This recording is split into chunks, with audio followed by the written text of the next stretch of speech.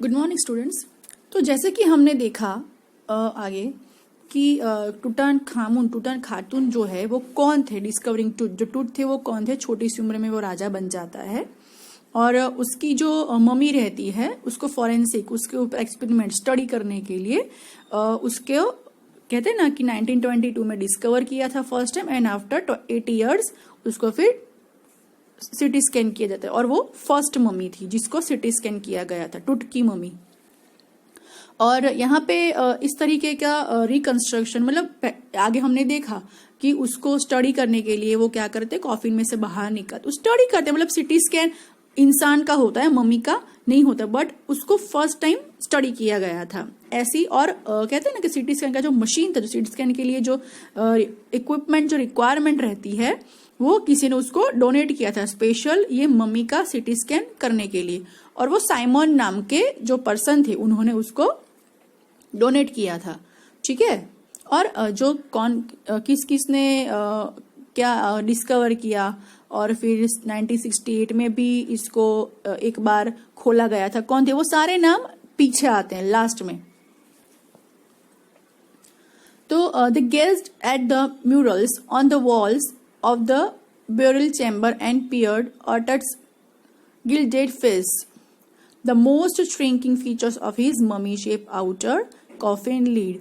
Okay तो उनके आजू बाजू में, कॉफिन के आजू बाजू में पिक्चर्स भी अच्छे से पिक्चर्स ड्रॉ किए गए थे, अच्छे वाले।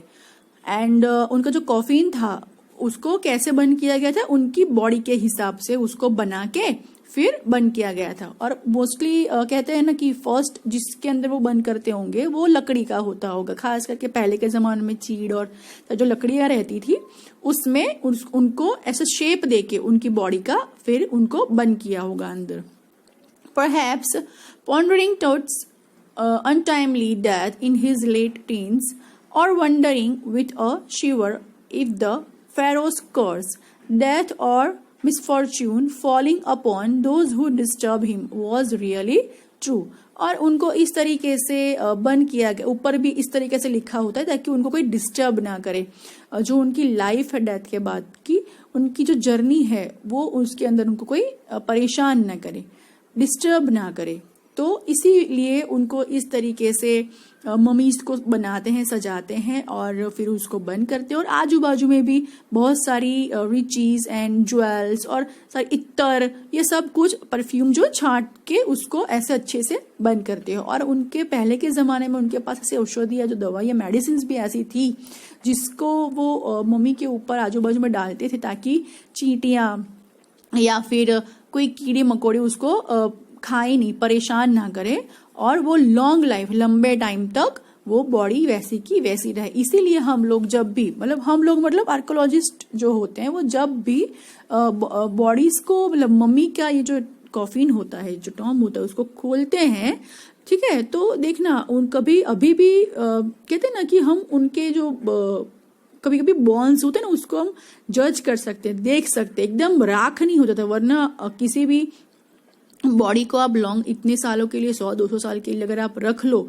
ये मिट्टी के अंदर या कहीं पे भी, तो वो पूरा मिट्टी हो जाता है, उसका फिर हमें हाथ में कुछ नहीं आता। बट फिर भी ये इनकी हम बॉडी को देख सकते हैं, उनके दांत या कभी कभी जो होते हैं ना हड्डियां, उनको देख सकते हैं। बिकॉज वो जो होती है औषधि या जो मेडिसिन उनके टाइम पे जो दवाइयां थी वो जो उसको आजू बाजू में लगाते थे जिससे ना कीड़े मकोड़े वो बॉडीज को खा सकते थे, वो बिगाड़ सकते थे और वो बहुत टाइम तक अच्छे से रह सकती थी अंदर।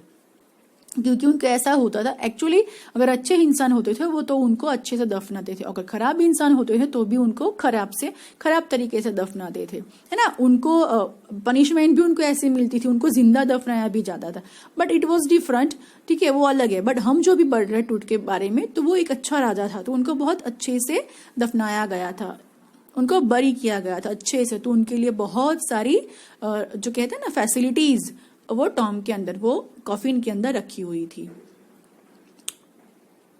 The mummy is in very bad condition because of what Carter did in the 1920s, said Zahi Hawass, Secretary General of Egypt's Supreme Council of Antiquities, as he leaned over the body for a long first look. जो Howard Carter थे उन्होंने 1920 के आसपास इसके ऊपर study करी और उन्होंने सोचा कि मुझे टट को फाइंड करना है और उनकी बॉडी को देखना है, कॉफिन को खोलना है। 1922 में उन्होंने डिस्कवर किया, किसने? हॉवर्ड कार्टर ने। और फिर उनका स्टडी करके उन्होंने क्या किया कि अब बॉडी, जब उन्होंने कॉफिन को खोला, है ना, 3 लेयर्स थे गोल्ड के, तो जब उनको खोला तो जो लास्ट लेयर था लकड़ी से उनकी जो बॉडी थी वो बहुत खराब कंडीशन में थी। वो बॉडी पूरी चिपक चुकी थी, जैसे गम से चिपका, क्योंकि वो शायद चीड़ के पेड़ का कॉफिन बनाया होगा तो उसमें से गम बनता है। तो जो बॉडी थी ना पूरी, वो कॉफिन से चिपक चुकी थी। अब उनको स्टडी करनी हो तो वो कैसे करेंगे? तो उस टाइम पे उन्होंने मे बी धूप में भी रखा था थोड़ा टाइम के लिए, बट फिर भी कुछ नहीं हुआ। और फिर उनको क्या करना पड़ा, वो जो बॉडी है उसको अपने तरीके से लीम कर काट के, मतलब अपने तरीके से थोड़े बहुत पार्ट अलग करके उसको स्टडी करना पड़ा। He long first look Carter, Howard Carter, किन्होंने? हॉवर्ड कार्टर ने डिस्कवर किया किसको? टूट की बॉडी को, टूट के टॉम को। That is was the British archaeologist who in 1922 discovered Tut's tomb after years of future searching. बहुत टाइम के बाद उन्होंने टूट की बॉडी को फाइंड किया, टॉम को फाइंड किया। अब पूरा स्टडी करने के बाद, जज करने के बाद उनको ऐसा लगा कि अगर मैं इसको अच्छे से फिर नहीं बंद करूंगा तो कहते हैं ना कि चोर भी होते हैं ये खजाना लूटने वाले, तो बोले कि ये उसको फाइंड करके इसको पूरी डिस्ट्रॉय कर देंगे और मैं जो इसके ऊपर से स्टडी करना चाहता हूँ वो नहीं कर पाऊंगा, क्योंकि खजाना लूटने के लिए वो क्या करते हैं, जैसे तैसे कॉफिन को खोलेंगे क्योंकि वो गोल्ड का था। फिर मम्मी को भी वो हार वार पहनाया होगा, आजू बाजू ज्वेल्स, मतलब ज्वेलरी सब कुछ रखा होगा, तो फिर वो लूटने के लिए वो क्या करेंगे, मम्मी को डिस्ट्रॉय कर देंगे।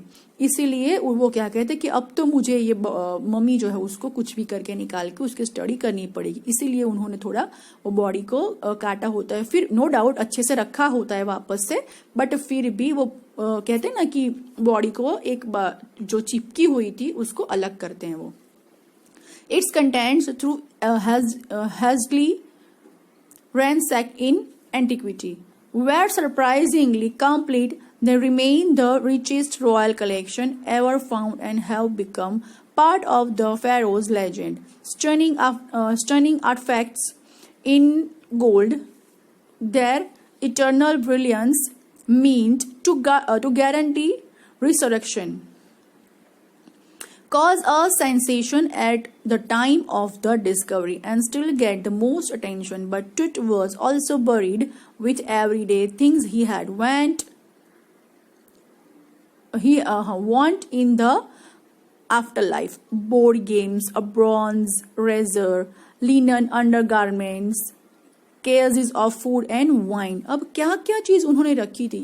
उन्होंने जब इसको खोला कॉफिन को स्टडी करने के लिए तो उन्होंने देखा कि वो लोग एक अच्छे राजा को कितने अच्छे से बरी करते हैं, कितने अच्छे से दफनाते हैं, ताकि जो डेथ के बाद की लाइफ है उसमें भी उसको कभी भी प्रॉब्लम ना हो। क्या क्या रखा था उन्होंने उसके साथ? आफ्टर लाइफ, है ना, डेथ के बाद जो लाइफ, उसके लिए बोर्ड गेम्स रखे थे, ब्रॉन्ज रेजर रखा था, लिनन के अंडरगारमेंट्स रखे थे, cases of foods and wines, अच्छे खाने और वाइन भी उन्होंने अंदर रखे थे। After months of carefully recording the pharaoh's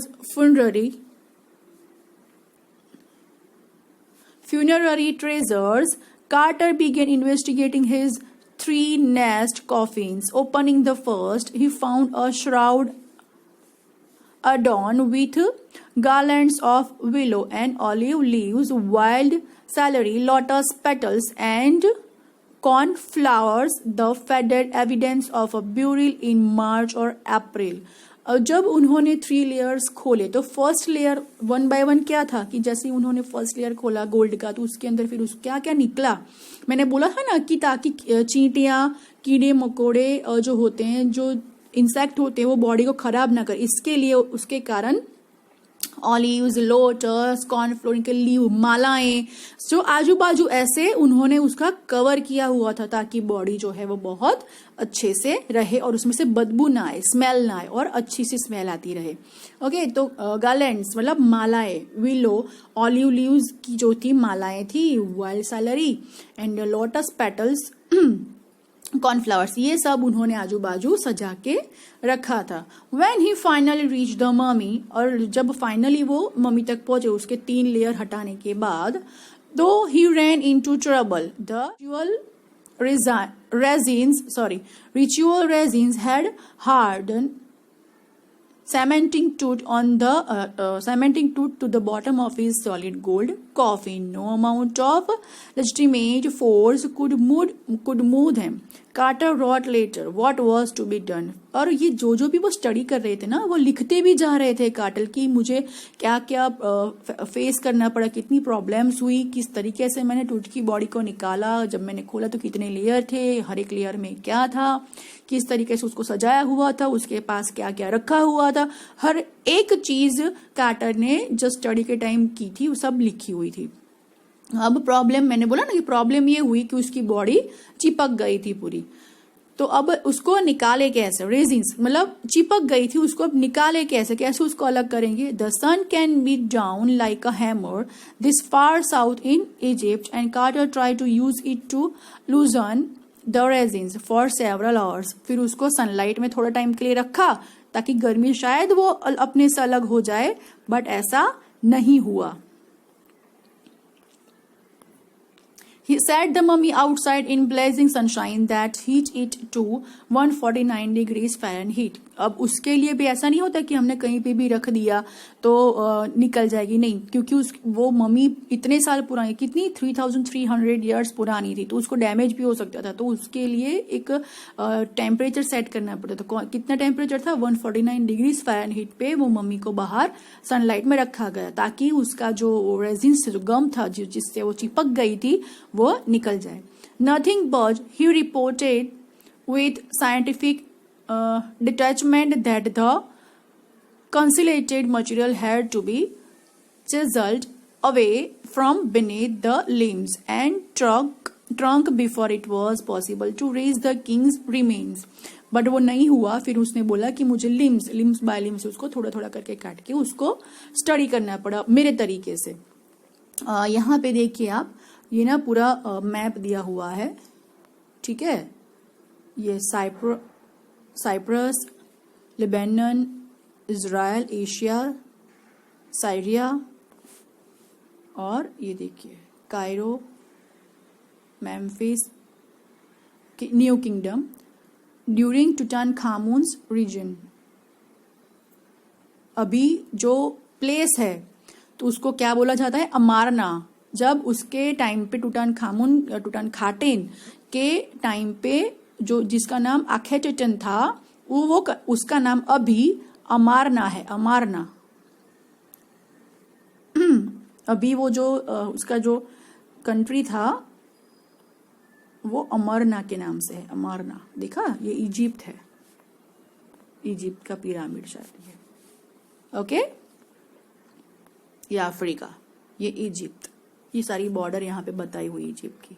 but ये जो है वो, ये देखो, Valley of the Kings, tomb of Tutankhamun, यहां से मिला था tomb of Tutankhamun. Tomb of Tutankhamun मतलब मकबरा कहते हैं ना, बनाते हैं, फिर उसके अंदर 26 फीट अंदर उसको दफनाया था, वो भी 3 लेयर में. Okay, so in his defense, Carter really had little choice. If he had not cut the mummy free, thieves most certainly would have circumvented the guards and ripped it apart to remove the gold. जैसे उन्होंने बोला कि अगर मैं नहीं करता ये चीज तो क्या करते, चोर होते हैं वो खजाना लूटने के लिए बॉडी को डिस्ट्रॉय करते, खराब करते उसको. फिर मैं स्टडी नहीं कर पाता, तो उसके लिए मुझे क्या करना पड़ा, उसको काटना पड़ा, उसको तोड़ना पड़ा, और उस तरीके से मुझे उसकी स्टडी करनी पड़ी. In Tut's time the royals were fabulously wealthy and they thought or hope they could take their riches with them. For his journey to the great beyond, King Tut was lavish with glittering goods, precious collars, inlaid necklaces and bracelets, rings, amulets, a ceremonial apron, sandals, shades for his finger and toes, and the now iconic inner coffin and mask. अब क्या क्या चीज थी उन्होंने अपनी study में लिखा कि मम्मी के ऊपर ये चीज थी, इतना इतना था, इस तरीके का मम्मी को सजाया हुआ था, इस तरीके से रखा हुआ था कॉफिन में, ताकि इन बिटवीन फ्यूचर अगर कोई भी टुटकी बॉडी मम्मी के ऊपर, सॉरी बॉडी नहीं कहते उसको, मम्मी कहते हैं, तो मम्मी के ऊपर अगर स्टडी करना चाहे, अगर वो उसके बारे में कुछ भी जानना चाहे, तो हावर्ड कार्टर की बुक निकाले और पूरा उसके अंदर उसको स्टडी मिल जाएगा। ऑल ऑफ प्योर गोल्ड, सब कुछ प्योर गोल्ड का बना हुआ था। टू सेपरेट टूट from his adornments, Carter's men removed the mummy's head and several nearly every major joints. Once they had finished, they reassembled the remains on a layer of sand in a wooden box with padding that concealed the damage. The bed where Tut now rest. अब जब उन्होंने तोड़ा, मतलब सब study हो गया, उसके बाद जब उन्होंने ज्वाइन किया तो बाजू में थोड़ी मिट्टी डाल दी अच्छी सी, ताकि फिर से वो चिपक नहीं जाए, जो चिपक गया था ना, तो थोड़ी मिट्टी डाल दी और फिर से उसको सुला दिया, रेस्ट के लिए रख दिया, ऐसा मतलब। Archaeology has change substantially in the intervening decades, focusing less on treasure and more on the fascinating details of life and intriguing mysteries of death. It also uses more sophisticated tools, including medical technology. In 1968, more than 40 years after Carter's discovery, an anatomy professor x-rayed the mummy and revealed a startling fact. Beneath the resin that cakes his chest, his breastbone and front ribs are missing. अब 40 साल के बाद 1968 में एक anatomy professor होते हैं जो quarter की डिस्कवरी 1922 के बाद, उसको 40 साल के बाद फिर से टुट की बॉडी को खोलते हैं एक्सरे के लिए, और वो क्या पाते हैं कि उनकी जो ब्रेस्ट बोन और फ्रंट रिब जो थी वो मिसिंग, गायब थी।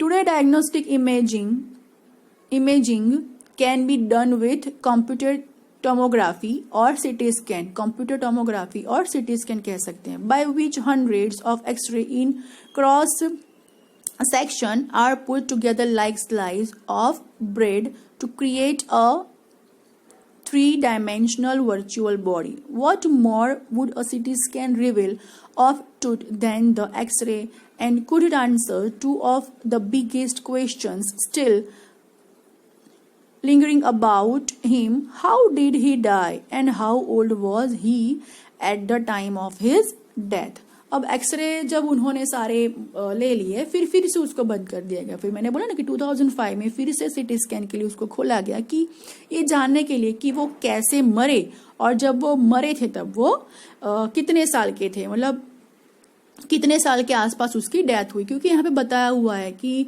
1922 में जब डिस्कवर उनको किया गया, ठीक है, तब अप्रोक्सीमेटली वो लोग बोलते हैं कि भाई 3300 के बाद उसको खोला गया, बट एग्जैक्टली वो नहीं होता उनके पास कि यही टाइम में हुआ होगा ऐसा।